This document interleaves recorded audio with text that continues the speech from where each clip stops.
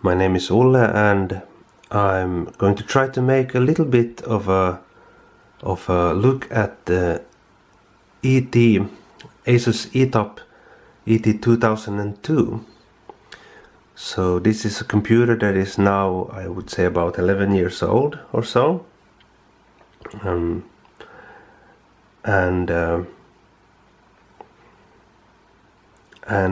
videos I saw on YouTube, they were all quite old. They were about 10 years old. So I thought, why not have a look at this machine again and see if it's still usable today with the software that's available today. I bought this machine used about a year ago, and it took a while for me to finally start working on it because of this.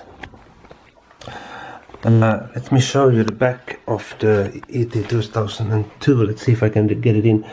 There's supposed to be a stand right over there. There you can see the connector for the stand.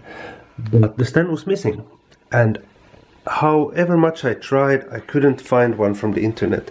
So finally I caved in and I started trying out different other solutions, and I found this kind of clamp. It's a stand that is sort of a clamp that works fairly well, I would say, as a replacement to keep the computer standing upright. And it's even possible to adjust the angle a little bit, just as you would with the original leg, the original stand for the computer. Alright, let's have a look. Let's start with the BIOS just to see what things look like here. I updated the BIOS, of course, to the newest version, 12.01, and you can see the version date. It's the 25th of December 2009, and we can see the hardware. We have an Intel Atom CPU running at 1.60 gigahertz. So this is supposed to be a low power CPU, but this is also a dual core. It's actually two Intel Atom CPUs running in parallel. And we have installed memory size 4 gigs of RAM, and some of the RAM is used by the graphics chip, so that's why the usable size is a little bit lower. I set the frame buffer to auto. You can change it if you want. You can change the frame buffer size here as well, if you could maybe recover a little bit of memory, possibly that way. CPU config, there you can also see some hardware information. And what's neat with this machine is that I installed an SSD. Of course, if you want an old machine to have some speed, you usually have to put a SSD drive in it. And I put a 120 gigabyte SSD in this one. Let's see if I can find it in lists here. Nope.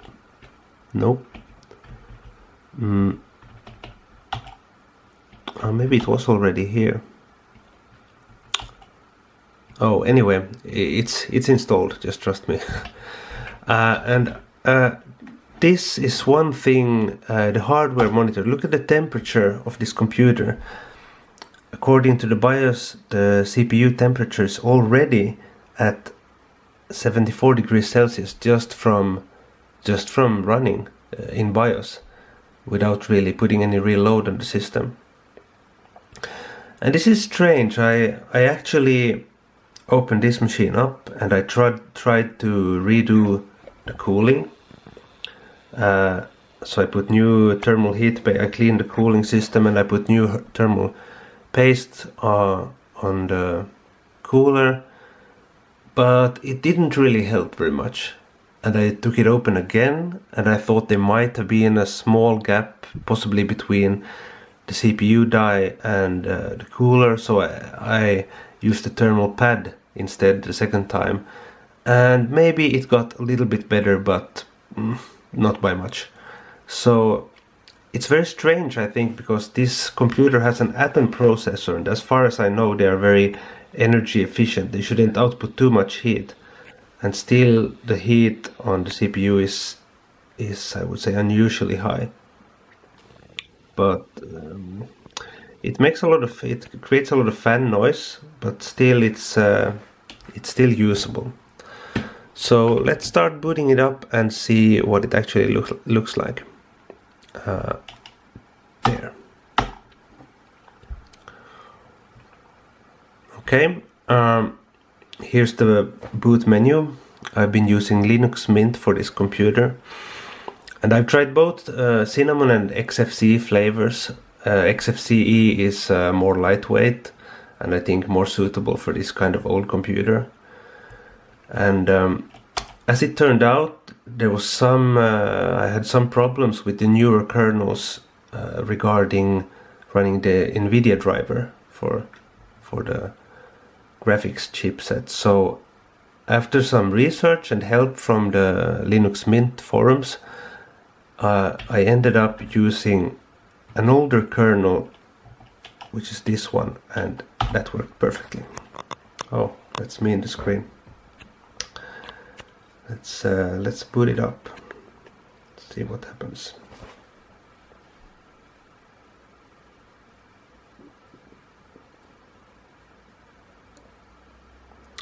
There's the Mint logo. Maybe I can turn that one off. Maybe we get a better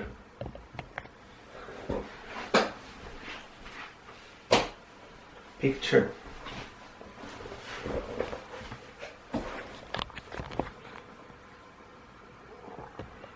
And there we go.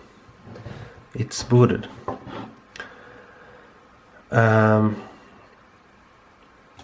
Alright, so this is running Linux Mint XFCE 19.3, and as we can see here in the corner, hopefully let's zoom in a little bit, you can see that after boot it doesn't use all that much memory. I can check the memory usage here. It should give me a value. Let's see, does it? Or am I just fooling you guys? Oh well, let's just click it and check. It's using 17% of total available memory.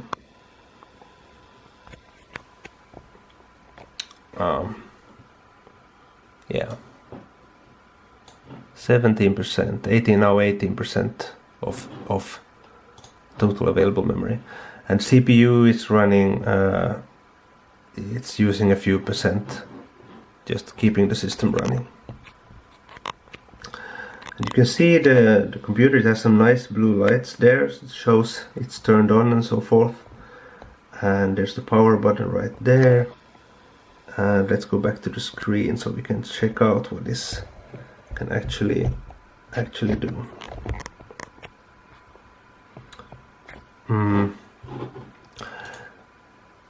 Here I have installed the NVidia driver settings, so I can use them. And just to look at the hardware, what do we have?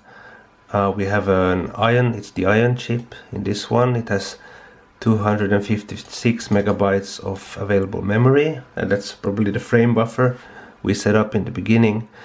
And at the moment, after booting up, it's using 71 megabytes of graphics memory. So just starting the system with maybe some basic 3D effects, maybe it's using a little bit of RAM, and we'll see probably running some games later we will need to use a little bit more RAM, of course. And right now the GPU is running at 51 degrees Celsius in low power usage. Okay, let's see if this computer can handle YouTube video. I think that's like a basic requirement I usually test with these older computers. Can they do a 720p video? And I tried with one of these a battleship video before, so let's see if that can start up. Our network here is quite slow. There we go. Oh, some advertisement. Let's see if we can skip that maybe.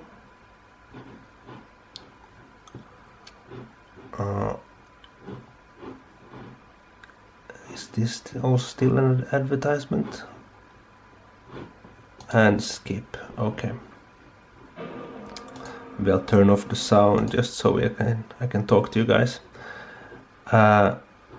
Okay. Let's check. So the video is running at 720p. And then I'll put it up in full screen and let's see what happens. Can the computer still cope?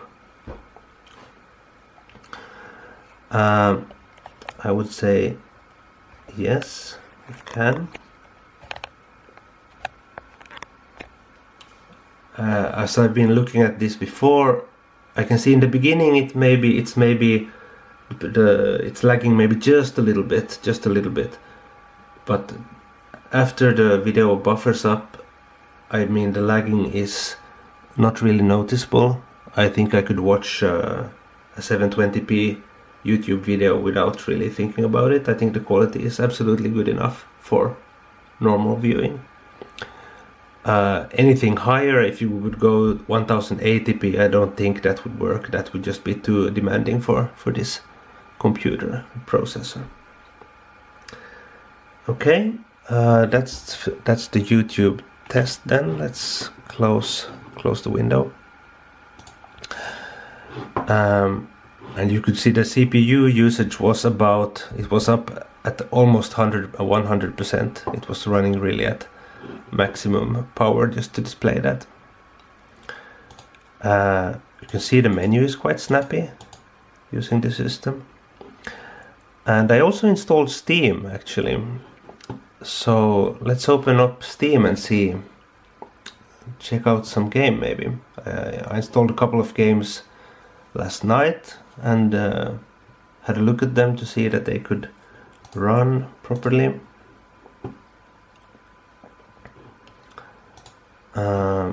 Okay, so my library. Download. No, we don't need to download anything right now. Let's just go, and we don't need that either. So let's just go here. Okay. Why not try Half-Life, for example? That's an older 3D game. And this actually, I think this actually has a Linux binary, so it runs natively in Linux. And just let's play around with it a little bit, see what it looks like. I can load some old game that I had here from before, just so we quickly can jump in and see what it looks like. Okay. So I'm running actually at full resolution now, and this display is quite good. It has a high resolution. I think it's something like 1600 times 900 or something like that. And so running at full resolution with using 3D effects, of course, you can see some models. So I would say this computer is okay for running these older 3D games if you're into playing the classics, you know, like Unreal and maybe Unreal Tournament and those kinds of things. And of course, if you could consider doing other games that aren't first-person shooters. You could try running something else. That would probably also work really nicely. Here we have some of these beasts in Half-Life, the demons that have come. Okay, that worked really nicely. Let's quit that one. And I think I had something else installed as well. Oh yeah, Shatter. That was a like 3D intensive game that I could try. So let's try that. I also had to set Shatter to run in full screen mode. Oh, there's the resolution. Because let's see, and I also put some anti-aliasing on just to make the graphic a little bit nicer. Oh, it has to be on 2 apparently.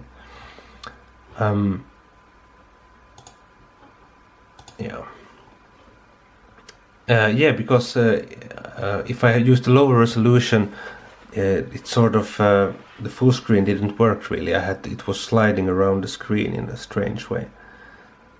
So I had to use the full resolution of the monitor, and of course that makes the game slower, but it also makes the graphics a lot sharper and nicer looking. Let's see. Let's just play a little bit so you can see what it looks like and consider what this computer is capable of doing. This is some story there in the beginning, but why not start the actual game? And again, I'm running on an SSD drive, 120 gigabyte SSD drive, so it's running quite quickly on that, in my opinion. But the game is playable, I would say, but it is still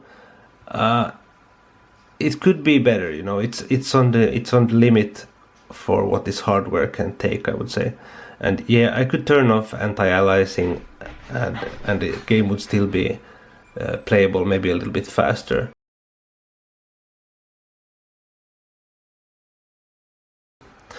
Okay, so that's another game you can run quite nicely on this computer.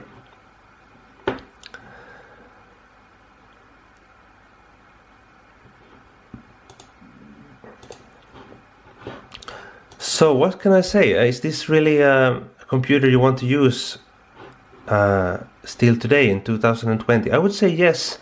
This computer is actually, it has a big screen and a good resolution, and it's absolutely good enough for normal work, office work, just browsing the web. It can feel a little bit laggy at times, but you know, for a normal user, it doesn't really, I would say it doesn't really matter. And it has enough memory, at least if you're running Linux or running a lightweight Linux. Memory is more than enough both for playing games and browsing, and you get the NVidia driver, so you get the most out of your hardware. And even running like with the open source driver in Linux, I would say the performance was quite good. You could almost watch, maybe it was like 10%, maybe 20% slower when you were watching YouTube videos, but it was quite okay. And one thing I'd also like to say about this computer is that the sound, it has quite a good sound. If you're listening, if you're into watching videos or listening to music, it has 2 speakers built in, and let's see, now I have to put some light on again so I can show you this. The bottom of the computer has this kind of what can I say, it's like a little bit rounded here, and actually the sound from the speakers, I think it sort of bounces a little bit through this bottom part here, and is directed at the user. So it probably helps a bit to, or I could be wrong, as it could also be that the sound is coming from this part right here, but in any case the sound is very good. Yeah, I don't know what else to say. Main problem with this computer, as I said before, it was the cooling.